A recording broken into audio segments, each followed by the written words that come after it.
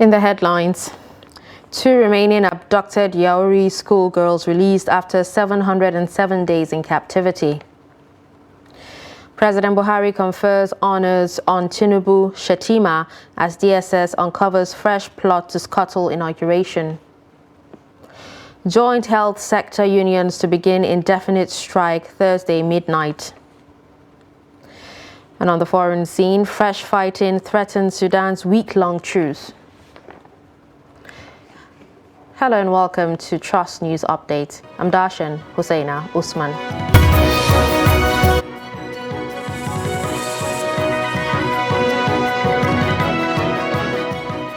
And we begin with security, where the remaining 2 girls of the Federal Government College Birni Yauri in Kebbi State abducted by bandits 2 years ago have been released. Chairman of Parents of the Abducted Girls Forum, Salim Kaoje, said Safia Idris and Farida Kaoje were released to them by the bandits on Thursday. Daily Trust reporter in the state, Ismail Adebayo, gives an update.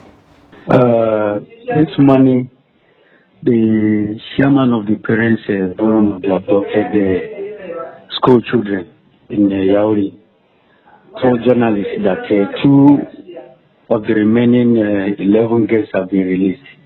Though he said they are still somewhere in the bush. And from there, anytime they get out of the bush, they will come into the state capital in Birni Kebbi. That is the detail so far. It is still in respect of the ransom that was paid earlier, the 100 million ransom that was demanded by the bandits. Since then, there have been negotiations, and these girls were released in batches. Previously, they released 4. Much later, they released additional 3. Then they released before this one, just sometimes around May. I think either May 8 or so. They released additional 3 before these 2. So these 2 are the remaining girls with the bandits. By the assurance of the chairman of the parents, he said the girls are in good condition, but they are bringing them to the state capital. But at the time he spoke with the journalists, they were still in the bush. President-elect Bola Ahmed Tinubu has vowed not to disappoint Nigerians when he takes over the nation's mantle of leadership. The president-elect also says he's recognizing the trust and magnitude of expectation and responsibility bestowed on him as the next president, hence his desire to deliver on promises he made to Nigerians. He made the declaration in his acceptance speech after President Muhammadu Buhari conferred on him the national honor of Grand Commander of the Federal Republic at the State House. The president-elect also acknowledged that Nigerians deserve a better country, noting that his administration will continue to reach out to President Buhari whenever the need arises.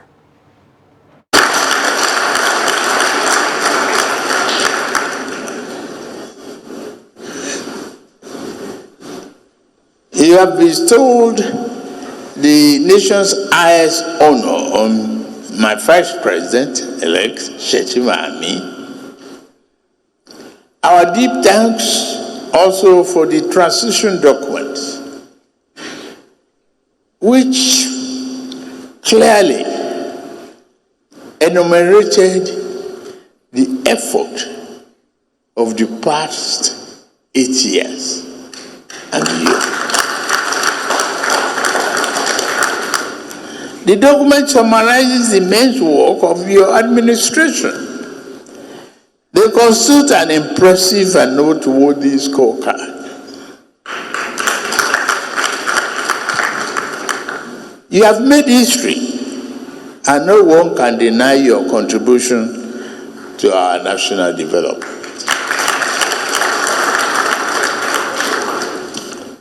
Your devotion to progressive and democratic governance is unassailable. I stand here today renewed in hope and dedication to our national greatness. That was the President-elect Bola Ahmed Tinubu. Now, in the same vein, Department of State Services says it has uncovered another plot by those it described as subversive elements to disrupt the inauguration of the President-elect Bola Tinubu and his Vice President Kashim Shettima, slated for Monday, May 29. The DSS said that the elements are employing fake news, false alarms, skewed reportage or narratives and sensationalism to ignite divisive tension and subsequently cause violence prior to and after the exercises. Peter Funanya, spokesman of the secret police, who stated this in Abuja Thursday morning, advised citizens, the media and civil society organizations to adhere strictly to security and civil protocols during the events. Afunanya called on Nigerians to remain calm before, during and after the inauguration, adding that the secret police would continue to collaborate with the Nigerian police and the military and also other sister security agencies in order to tame all the threats. Kano State Ministry of Justice has exonerated House Leader Alhassan Ado Doguwa, who was accused of culpable homicide and mischief by fire. The Attorney General and Commissioner for Justice, Musa Lawang, made this known while briefing journalists in Kano on Thursday. Lawang said facts and observations available to the ministry cannot substantiate charges of criminal conspiracy, mischief by fire, and culpable homicide against Doguwa. He said the statements of those that implicated Doguwa were full of contradictions and could not find medical evidence to prove the death of the victims. He only gave report based on what a staff on duty told him, and that they requested for some test and x-ray which will confirm whether indeed the wounds were caused by gunshots but were not done, therefore making the medical assessments inconclusive. 10. That the second and third suspects were armed on the very day of the incident with 2 Beretta pistols, each with 15 rounds of live ammunition, and the pistols were recovered and sent to Lagos for ballistic analysis. The ballistician gave a report that the pistols were found with the 15-round ammunition, meaning that they were intact and not fired, as against the allegation that the first suspect took the gun from them and used them. 11. That no bullet or bullet shell was recovered at the scenes of crime, and no bullet was removed from any of the injured persons alleged to have been shot by the first suspect. This is his second statement. In his first statement, he stated that he was together with Buhari Rayanu when the first suspect shot him with a pistol and hit him with a stick. So you can see the discrepancies we are talking about. And the said Buhari Rayanu, in his own statement, stated that he was at NNPP headquarters when the incidents occurred. So you can see the very serious discrepancies. Dozens of small and medium business operators in Kano are stranded after the electricity distribution company cut off supply to the Dakata industrial area. The businesses are now shutting down, leading to loss of dozens of jobs by youths in the states. Trust TV correspondent Idris Jibrin visits the area and files in this report. Fear, anger, and disappointment.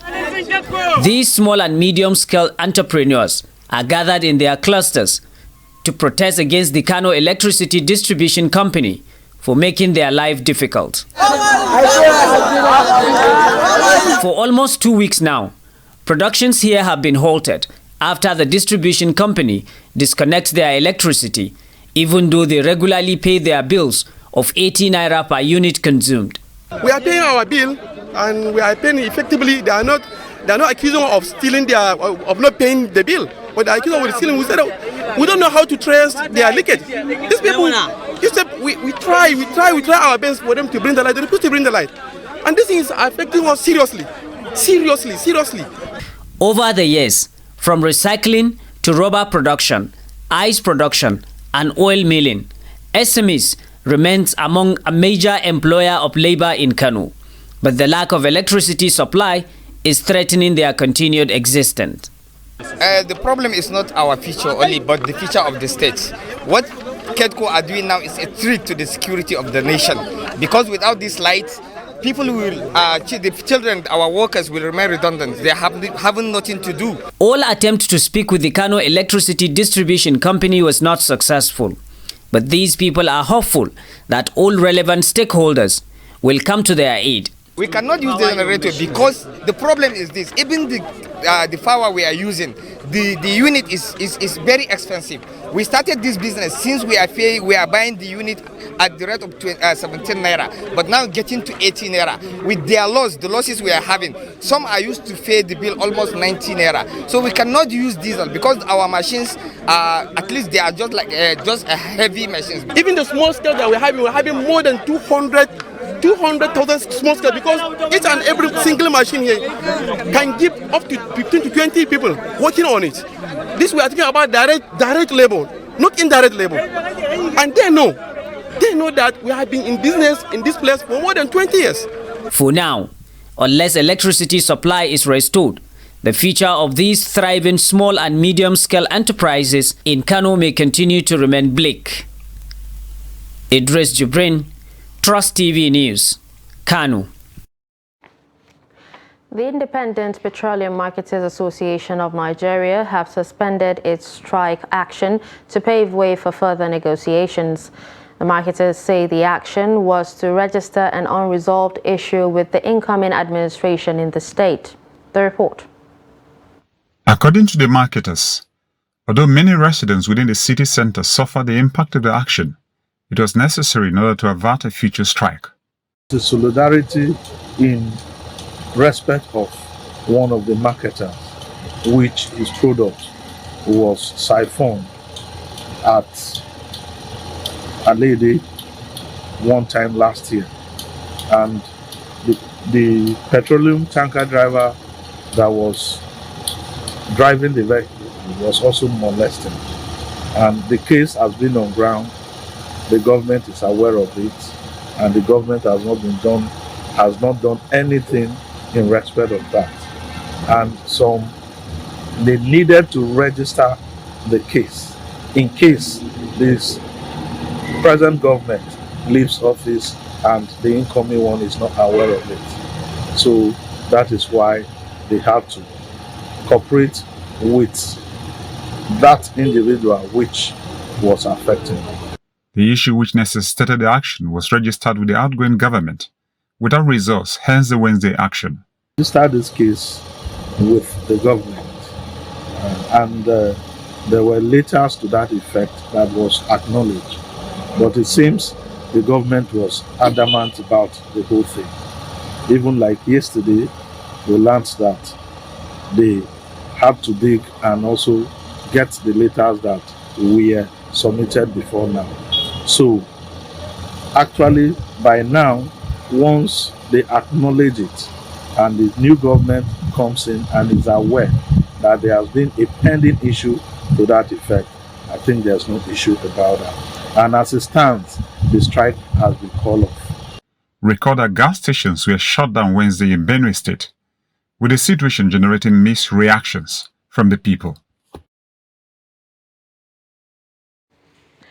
In health, the Joint Health Sector Union says it will embark on an indefinite strike starting from midnight of Thursday, May 25, following the failure of government to meet its demands.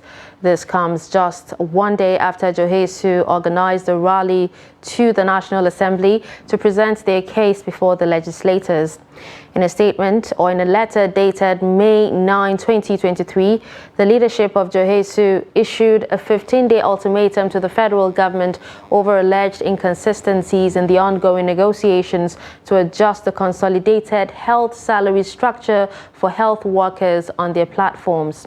The organization, which serves as an umbrella body of health workers' unions and associations, noted that the government's body language shows that it does not intend to honor their agreed terms and rules of engagement relating to non-discrimination in the determination of wages and benefit packages of health workers in Nigeria.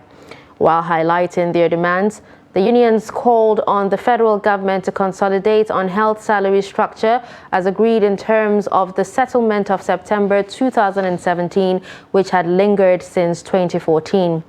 They also urged the government to pay peculiar allowance to health workers under the Aegis of JHESU, AHP, as well as the immediate and unconditional implementation of the consultant cadre circular of pharmacists in all federal health institutions, among others. The Ogun State chapter of the Parliamentary Staff Association of Nigeria on Thursday locked the Assembly gate, demanding the immediate implementation of consolidated legislative salary structure from the state government. Speaking to newsmen at the entrance of the Assembly in Abeokuta, the PASAN chairman, Ayotunde Ojediran, explained that the union had commenced a 3-day warning strike over the failure of the state government to consider their demands.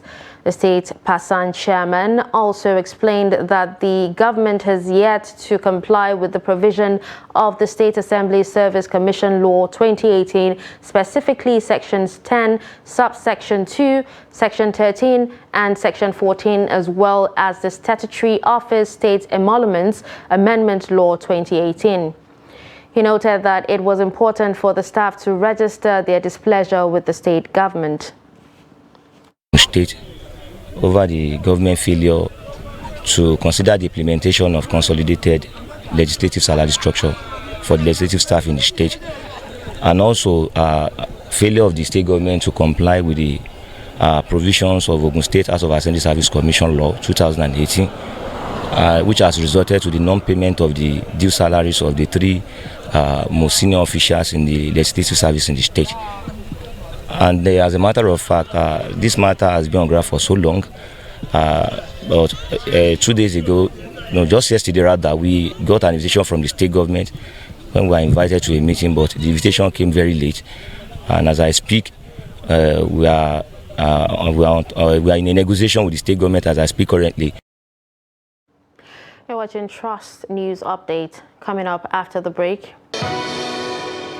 dealing with unemployment monster. Do stay with us.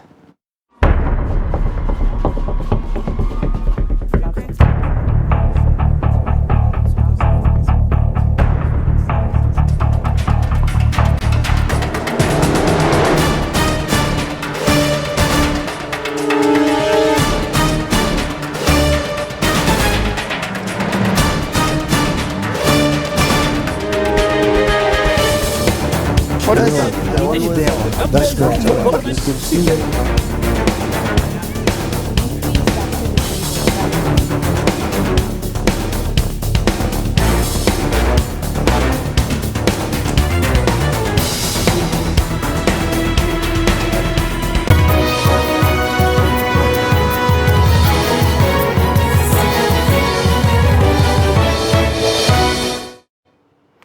Welcome back and thanks for staying with us. If you're just joining us, you're watching Trust News Update. Here's a recap of some of our top stories. We told you that 2 remaining abducted Yauri schoolgirls released after 707 days in captivity. You also heard that President Buhari confers honors on Tinubu Shatima as DSS uncovers fresh plot to scuttle inauguration. Moving to more stories, the Corporate Affairs Commission on Thursday launched the Beneficial Ownership Register. Trust TV's Chamunda Beng reports that the register, which is to be made open to the public, has been 7 years in the making and falls in line with President Muhammadu Buhari's hopes and objectives to curb corrupt practices and put an end to illicit financial flows in the country. The report. The Beneficial Ownership Registry, which aims to create an atmosphere of transparency and accountability, will reveal titles of individuals as well as their level of ownership. The whole essence of what we have is to actually entrench transparency. So I expect that before anybody enters into any business arrangement with another company, you should know who is behind that company. Before now, one had to pay for a lawyer to come and conduct a search in CAC and give you a report. Now this information is there for you to access. And if you want the beneficial owners, the information comes to you at no cost. So it promotes transparency. It allows a lot of easy access to information. And you can query the database. You can know where somebody is a multiple beneficial owner in different companies. You've seen the search that was carried out. So if somebody has interest in different entities, it will show you in the report, and you'll be able to know the extent of his interest. So it's not just for businesses. As I've said, it supports the anti-corruption fight, and it promotes transparency. Chief Executive Officer of the Open Government Partnership, Sanjay Pradhan, stated that 70% of financial crimes committed in Nigeria are carried out through shell and anonymous companies. The disclosure of the individuals who ultimately control or profit from a business through a transparent central DOT registry can help stop the illicit flow of billions of dollars to Nigeria. That is why this registry is so important.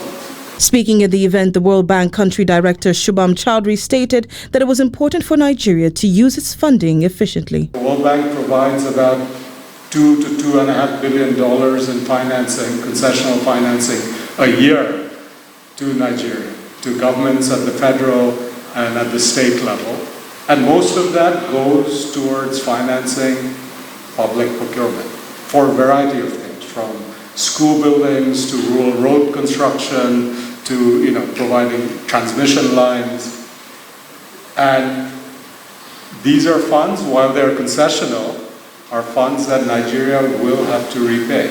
The collaborative move by the CAC, OGP and the World Bank is in a bid to curb money laundering, corruption and terrorism in the country and reduce illicit financial flows worth billions of dollars. Chamun Dabeng, Trust TV News, Abuja. Unemployment has been identified as a major problem in Nigeria and her quest to become a developed nation. Experts who spoke in Makurdi identified some of the causes of unemployment as they also advanced solutions. The report. In 2002, the World Bank reported that Nigeria is home to a large share of the global extreme poor, making her the poverty capital of the world. This is to a great extent due to lack of jobs. According to economists, the rising rate of unemployment in Nigeria is a ticking time bomb. Nigeria is faced with a high level of unemployment. As of 2022, the unemployment rate in Nigeria is put at 37.7%, which is so alarming and it calls for concern. And a lot of reasons are responsible for this. And these reasons are classified at the governmental level, personal individual levels, and societal level. We have people questioning whether universities or training institutions are doing enough or not. I think the training institutions, the tertiary institutions are doing enough. The only thing is that they do not have places where they can operate. They can apply their skills. So if you make claim that the universities are not doing enough, is it that people who get employed in certain places are unproductive? They blame governments at all levels for failing to provide an enabling environment for private businesses to thrive. It is because of the lack of desire to work for money. And also some persons are incapacitated, because of financial resources, because for individuals to operate, they need some finances. But elsewhere, those grants and then subsidies are available for people to leverage who are willing to venture into some of these productive activities. Government is not encouraging businesses. You start up a small business, and as you are starting, you have so many group of persons coming up with claiming so many tax rights over you that you must pay tax. And some of these things, they discourage the youth. So it's even better to form groups to be collecting taxes than even they're establishing a business. The further side, the youth should be more focused and have set goals, as many have failed to utilize what they have learned through school. Young people are supposed to be in the farm. You see them sitting drinking joints, expecting politicians to come and give them money to drink. That is unacceptable. When we were growing up, we woke up, you go to the farm, or you identify a trade, selling or kerosene and some of these minor businesses you do, and they will earn you income. We cannot say completely that every graduate is employable. That one too is a truth, because the way our institutions are tailored now, there are lapses. So because of these weaknesses, We have some people who scale through the university system without being even qualified. It is left to be seen how the incoming government addresses the unemployment crisis in Nigeria. National Hajj Commission of Nigeria is asked to build on the past successes by continuous provision of qualitative and diligent services to Nigerian pilgrims both in Nigeria and in Saudi Arabia. President Muhammadu Buhari gave the directive while flagging off inaugural flight for this year's Hajj in Abuja. The president commended NACON for her diligence in ensuring a smooth sail during the preparation stages of this year's Hajj operation. Minister of State for Foreign Affairs, Ambassador Zubairu Dada, who represented the president, however, advised intending pilgrims to be good ambassadors of Nigeria and Islam while in the Holy Land by obeying all laws of the host country. Intending pilgrims from Nasarawa State screened for the inaugural flight also speak on the exercise. Moving on to the foreign scene, sporadic clashes between Sudan's army and a powerful paramilitary force spilled over into Thursday, puncturing the relative calm in the capital Khartoum and raising the risk that a week-long truce would crumble. The ceasefire, monitored by Saudi Arabia and the United States, was reached after 5 weeks of warfare in Khartoum and outbursts of violence in other parts of Sudan, including western region of Darfur.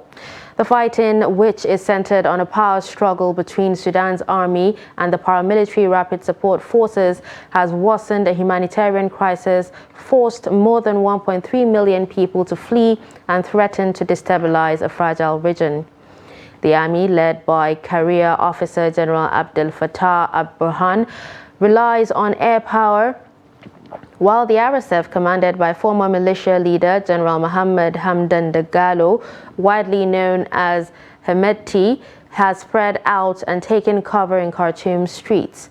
It is unclear whether either side has gained an edge in recent weeks. And finally, in sports, the Federation of International Football Association has ordered Egyptian club SMOA SC to pay Nigeria forward Junior Ajayi $70,000. Ajayi reported SMOA to the World Soccer ruling body after he was abandoned by the club. The versatile forward sustained an injury during a friendly against Canal Club in October 2022. The 27-year-old claimed he was left unattended to by the club and is also being owed salaries.